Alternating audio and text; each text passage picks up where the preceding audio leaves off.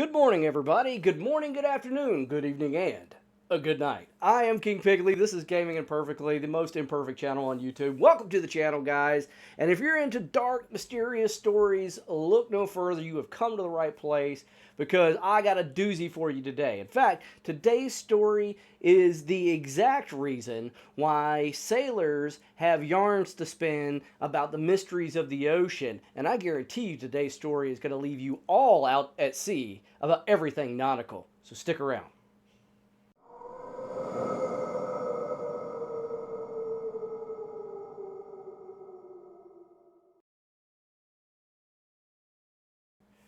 July 20th, 1968, the El Fausto, which was a 46-foot long ship out of La Palma, Spain, which is an island in the archipelago of Spain, left and went to El Herrero to drop off some agricultural supplies. The crew itself were the Hernandez brothers, Ramon and Eliberto, and also their cousin Miguel Acosta. Now, Miguel had a brother also, but he wasn't on the ship that day. But he did quite frequently actually sail and work with his cousins, the Hernandez, Ramon and Eliberto, but also with his brother Miguel on board the El Fausto. Now, the El Fausto was actually owned by a guy named Rafael Acosta, who also lived in La Palma. So, and he had actually let these guys use the ship in a very mutual, beneficial relationship. Rafael would even go with the Hernandez brothers and the Acosta cousins of the Hernandez brothers on their journeys around the archipelago, these island chains. But make no mistake, La Palma was their home, and Ramon and his brother Eliberto and their cousin Miguel all had family there that stretched back generations, and they had actually grown up selling the channel of water between La Palma Island and the city of El Herrero to drop off supplies. They have been doing this their whole lives, and they were accomplished seamen, guys. They knew exactly what they were doing as sailors. There was no problem with going out to sea over and over again. This particular incident where the El Fausto and the mystery behind it actually began, like I said, on July the 20th in 1968, when the ship, the El Fausto, carrying the Hernandez brothers and their cousin Miguel Acosta, left La Palma, went to El Herrero, dropped off their supplies, and by the time they got there and had dropped off their supplies and everything else, it was getting late in the evening, so the guys went and got a bite to eat. And they had total plans on being back in La Palma the very next day, early morning at the latest. And they told their families so. However, while they were on this other island at the city of El Herrero, they noticed a man coming. They got done eating. They had gotten some supplies. They were resupplying the El Fausto, the ship. And the Hernandez brothers and Miguel Acosta noticed this man running up and down the docks, pretty frantic looking, talking to other ships and other sailors and this, that, and the other. And finally, he sees the El Fausto and their crew. So he comes running over, waving at them to get their attention. Of course, they had seen him already. And when he gets up there, he explains who he is. His name was Julio Garcia, and Julio lived on La Palma himself. He was actually from there. And he had just gotten a message from his wife on La Palma that their 2-year-old daughter was very ill, like super sick, and that he needed to come home. And so, in a frantic, when he got that message, Julio explained to Ramon Hernandez and Eliberto and Miguel that he ran to catch the ferry from El Herrero to La Palma, but he had missed the ferry. And so he was totally willing to pay them if they would be willing to take him to La Palma. Well, he said, well, you're in luck, actually. Ramon Hernandez, who was the captain of this ship, even though he didn't own it, even though Rafael Acosta owned it, Ramon was widely considered, I think he was also the eldest on the ship at the age of 47, as the captain of the boat. And so he said, we're in luck. We also live in La Palma, and you're welcome to ride with us. No compensation necessary. We just need to finish loading our supplies, and we'll go. And so Julio was so overjoyed. Thank you so much. He helped the guys load up their stuff onto the ship. And there wasn't much. They got some fresh water, some little things, and then like 22 pounds of fruit that they were going to bring back to the island to give to some relatives and stuff like that. But nothing major, because the journey wasn't very long. It didn't take but a few hours to get from El Herrero to La Palma Island. And the guys actually set sail at 2:30 in the morning. You're leaving with the tide and stuff. So the guys, experienced as they were, took off towards La Palma. Well, later that day, when the El Fausto was scheduled to arrive in La Palma, they never showed up. And that's really weird. And they also couldn't be reached on their radio. People were trying to reach out to them, and there wasn't anything. They had actually radioed before leaving El Herrero back to La Palma, saying that they should be there around 10 in the morning. So when they didn't show up, there was quite a concern amongst the family members. So they went to Rafael Acosta, the owner of the El Fausto, and said, hey, your guys are supposed to be back. They're not back. And he says, yeah, I know, but I'm not worried.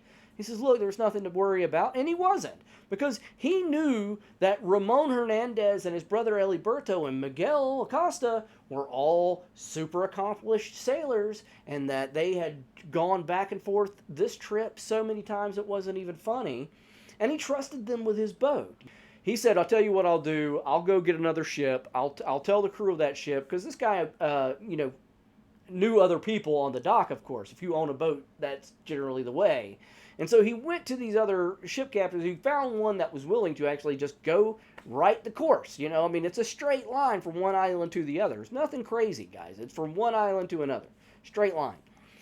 And so the captain says, yeah, I'll just go that way, and I'll run into them. And that's what Raphael says, well, that's what I figured too. And he told the family, see, this guy's going to go out. I guarantee you he'll run into them. Maybe they're just having engine trouble or something like that. And don't panic.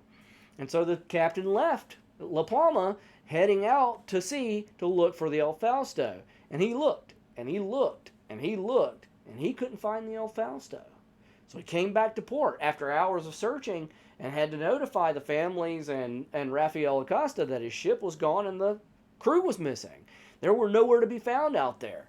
This launched a huge search, guys. A massive search was launched for these fellows, and 5 days passed during this search where everybody was looking for signs of the El Fausto, wreckage out at sea, anything drifting in the water, but there was no sign of them, none whatsoever. On July 25th of 1968, 5 days after the El Fausto went missing, another ship called the Duquesa, which was a British sailing ship, a merchant vessel, if you will, was crossing the ocean, was leaving Spain and was actually heading to another destination. And they were 120 miles west of La Palma, and they see a ship. And they see guys with flashlights on the deck, flashing their lights. And it was at nighttime. It was early morning.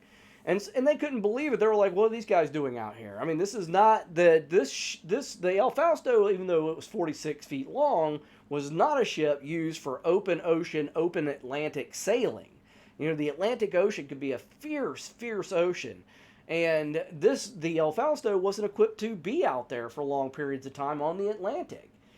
Island hopping is one thing. Going out to sea, that's a whole different ball of wax. So when the crew of the Duquesa saw these men with flashlights in the darkness of the ocean flashing their lights, they were like, what the heck? So they pulled up their vessel alongside of the El Fausto, hooked up lines, got down there, and boy, the crew of the El Fausto was overjoyed. The 4 men were very much alive and on board. Ramon and Eliberto Hernandez, Miguel Acosta, and Julio Garcia were perfectly fine. And the guys were like, hey, what happened? What's going on here?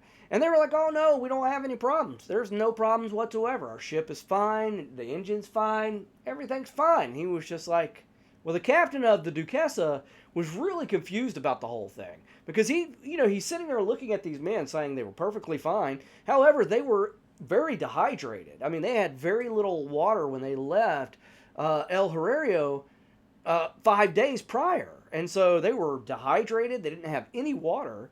And that they had been eating the 22 pounds of fruit that were on the ship and the few rations that they had, but they were starving. And they were a little delirious from being out at sea for 5 days, floating around out in the Atlantic, completely disoriented. And so the captain was like, nothing's wrong. And they were like, yeah, we're fine. We're great, man. Everything's great, you know. And you know, the captain really just couldn't believe it. It just seemed so odd to hear guys that he had just rescued from being out at sea who would have died. Guys, there's no ifs, ands, or buts. If the Duquessa's captain hadn't have spotted them from the bridge of his ship and pulled alongside of them to see what was going on, they would have died out at sea. Yet, more weirdness to the story, he offered to tow them to La Palma. He says, hey, we'll just rope you up, man. We'll just go ahead and tow you back in. You know, throw us a line and we'll get you going. And Ramon Hernandez and the crew of the El Fausto said, no thanks, we're good. We don't need a tow. You know, what we need gasoline enough to get back to La Palma. And we need some food, we need some water, and maybe some cigarettes. You know, if we could get some cigarettes. And the captain of the Duquesa was like, why don't we just tow you in, you know? Because they had radioed back. I mean, the Duquesa's captain had actually radioed back to La Palma to say, hey, we found these guys. We found the crew of the El Fausto. They're alive and seemingly okay. But even more unbelievable is when the Duquesa radioed back in La Palma saying that the crew of the El Fausto had completely refused being towed into port and said that they would go back under their own volition. And all they needed were some supplies, which they totally granted them. They gave them 18 hours of gasoline, guys, which was far more than they needed to get back to La Palma. Now, like I said, they were 120 miles west of La Palma out in the Atlantic Ocean. Crazy. Why? How? And they didn't answer that. That's the other weird part of this, is that when they were questioned about how it happened and what happened, they didn't have anything to say about it. They just said, oh, we got a little confused and this, that, and the other. Now, they had said something about there being a mist in the morning when they left. Now, remember, they left El Herrero at 2:30 in the morning, but as the sun came up, the mist came along with it, which is common in that area of Spain, on that archipelago. Often there's a mist. But Ramon Hernandez and his family had navigated the island chains in that area their entire lives under far worse conditions, stormy conditions even, and not gone 120 miles west out into the Atlantic Ocean from Spain. Who knows? But even weirder than this, guys, and it gets stranger, believe it or not, is that the captain of the Duquesa shook hands with Ramon Hernandez, wished them the best, and he watched them sail off east towards La Palma, the exact direction that their compass was working, everything. Their instruments on the ship were working, and he watched them sail off right towards home. And Ramon and everybody were on the deck. They were waving bye to him as they disappeared over the horizon. And the captain of the Duquesa thought that was awfully strange. But he did radio back into La Palma and said, hey, your guys should be there about 7 p.m. tonight. You guys, you know, they're on their way. And they were like, awesome. So, families were so overjoyed in La Palma that Julio Garcia and that Ramon and Berto Hernandez and Miguel Acosta were still alive. They actually called up all their other family members. They all went down to the pier. They're all sitting down there partying. They're drinking a little wine, having a little vino. You know, man, just relaxing. Doing what you do when you find out your relatives aren't dead at sea. Finding out your relatives are out at sea, alive, you're going to party it up. And who wouldn't? Because that's something worth partying. But guess what? 7 o'clock came and went. No El Fausto. And again, it has disappeared. Hours went by, the ship never turned up. They sent people back out to sea to look for them. No sign of the El Fausto. Now this kicked off the largest search in Spain's history up to that point in time in history. Spain's been a country for a long time, guys, and I imagine they've searched for a lot of people, but they never searched for anybody like they did the El Fausto and its crew. They got planes involved, ships, the military, you name it. Thousands of civilians, multiple countries. You had people everywhere looking for the El Fausto crew. And they, you know, what equivalent at the time, they spent about $2 million looking for the crew of the El Fausto, which is a lot of money in 1968. I mean, heck, it's still a lot of money today. So, there you go. But no sign of them. Completely gone. A few months later, on October the 9th, an Italian vessel called the Anna Domina was leaving Spain on a trade deal and was actually heading out all the way or heading to Argentina. Um, they were crossing the Atlantic. They were hundreds and hundreds of miles away from land when suddenly they spot a ship out there. Now, this is a huge vessel, guys. This is a merchant ship. This is a big cargo ship. And so when they spot this little tiny fishing ship floating around in the middle of the Atlantic Ocean, they know that there's a problem because it should not be out here 100%. So they pull alongside of it and they can see written along the side of it the El Fausto. Not the El Fausto, it's just El Fausto. And so they get lines on the ship. Two Italian crew member take a ladder down to the deck of the El Fausto and begin searching the ship. Nothing seemed out of the ordinary. And for a ship that apparently had been bobbing along in the middle of the Atlantic for 2 months, was in really good condition. But there was no sign of the crew anywhere above deck. Now, it's only 46 feet, so we're not talking about a huge ship here, guys, but it's not a small ship either. And so when they went down below and they opened the passage to go down below, a smell hit them right in the face. Now, if you don't know what a dead body smells like, count yourself fortunate. But there's no mistaking the scent that came up out of that hold. And after steeling themselves, they went down and they could see a dead body on the floor down there. The dead body on the floor, guys, was partially mummified, most likely due to the salt in the air of the ocean. He was completely naked, the corpse, and had a transistor radio in his hand. They didn't know until they moved him, but he was also lying on a notebook. Weirdness about this is, guys, is that there was no other crew there. There was no other bodies, no other anything. Just a dead, naked dude down in the hold with a transistor radio in his hand. And the Italian crew were unnerved, and as they should be, because this is absolutely creepy, all right? Now, the first thing they noticed when they opened the notebook up is that the first few pages of it were really mundane. There was nothing out of the ordinary, and really, it was just like business notes, some numbers, some math, some equations, list of stuff they'd done trade deals with between islands, things like that. Standard stuff you'd find most likely in any guy that works in this type of trades notebook. But then they noticed that about 28 pages of the notebook had been removed. And then on the last few pages, there was a kind of a cryptic message that they really didn't understand. And so generally they just kind of said, well, whatever, this is weird. And they just chalked it up to that. And they called the authorities in Spain and said, hey, we've found your lost boat, the El Fausto.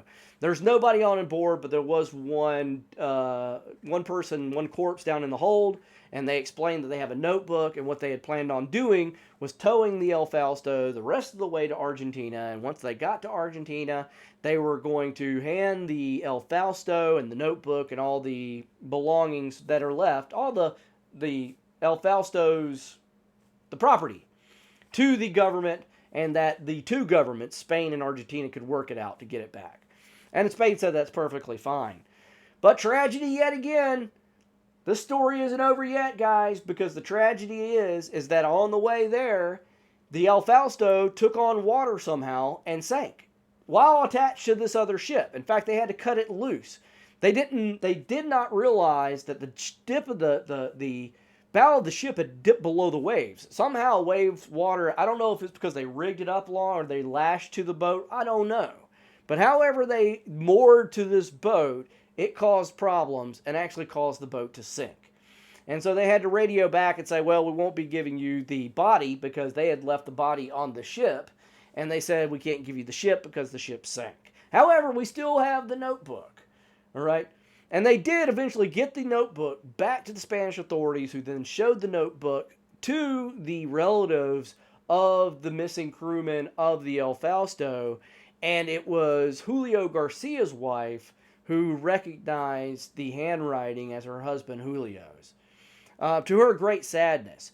However, the last few pages, the cryptic message that the Italian sailors just couldn't make any sense of, made complete sense to his wife, who could read his handwriting and understood how he spoke, because Julio was a very young guy. At the time, Julio was 27 years old when he went missing. But on the last page was scrawled a little message, and the last 2 pages was actually Julio explaining to his wife where his properties were, where his money was, and what she needed to do since he was going to die. Because the what was there read as a man that knew he was going to die, writing a last message to his wife and telling her how she needed to take care of all of her affairs and all of his stuff, that she would be okay and that their children would be okay. The weird part about this is the very last message, though, that he left for her. The message said, "Don't tell our son all that has happened to me. You know that God wanted this fate for me. I love you." It is really strange, guys, to write something like that. What does he mean, you know God wanted this fate for me? I'm just saying, it's an odd thing to say. The wording, the verbiage is a strange thing to say. Also, how would she be able to tell your son anything? Because nobody knows what happened to Julio Garcia. And a lot of people speculate now that the 28 pages removed from Julio's notebook actually was him writing down all that had happened to them while they were out at sea. But the question then remains, what did happen to them out at sea? Where are the Hernandez brothers, Ramon and Eliberto? Where is Miguel Acosta? And what happened? Why was Julio, if that was Julio Garcia's body, why was it naked? Why is it down in the hold holding a transistor radio? And who removed the pages? That doesn't make any sense either. One great mystery to me is this, and I'm a father, guys. I have children of my own. Julio Garcia was willing to pay, was running up and down the docks in El Herrero looking for a ship to take him back to La Palma because his child was seriously ill at the request of his wife. All right? He was willing to pay for this. He was desperate and willing to pay. And then suddenly, when they went missing the first time, when the ship was found by the Duquesa, the British ship, and they offered to tow them in, they refused. Even Julio Garcia, everyone was like, no, we don't need a tow. We're fine. We can make it back by ourselves. You know, I'm willing to believe, because there's people that said that the machismo, the macho Hispanic mentality made these Spaniards tell the guys on the Duquesa, the crew of the Duquesa, that they didn't need help, that they were fine, even though they weren't. And maybe that's possible, but I know this much as a father. If my child is sick to where I have to island hop to get back to them, and it's that desperate of a situation to where I'm willing to pay money to hire a boat to take me back home, and I get lost at sea for 5 freaking days, and some dude offers me a ride back home, I'm not going to say I'm fine because I'm macho. That ain't going to happen. In fact, I don't buy that. But what happened? Guys, I don't know. I'd love to hear your opinion on this strange case. It is completely baffling. Why did these guys get lost on a piece of ocean, a piece of water that they had sailed their entire lives? Why did they refuse a safe trip home when it was right there after being lost at sea for 5 days? And then, even though they were pointed in the right direction and fully stocked on supplies, they never showed up back home. So what happened to them the next time? On perfectly good weather. Both times, guys, there wasn't bad weather. There was nothing like that going on. So what happened to the crew of the El Fausto? Why did they get lost? What happened? What a strange one. I would love to hear your opinion on it, guys. Please leave me something in the comment section below. But that's it for King Piggly today. If you enjoyed this video, by all means, please smash in that like button. It helps me out, lets me know you're enjoying the content. And if you're new to the channel, I surely hope you'll subscribe and keep coming back and hanging out with me. Hit that bell, guys, please. Get the notifications. I noticed in my analytics the other day, a lot of you guys aren't hitting the bell that are subscribed. You're going to miss these videos, and you don't want to do that, because then you'll be like, why did I do that? Nobody ever says these things. I don't know why I make these things up. I think it's the storyteller in me. Anyway, that's it for King Piggly today. Thank you so much for the support, for being here with me, and I will see you guys in the next video.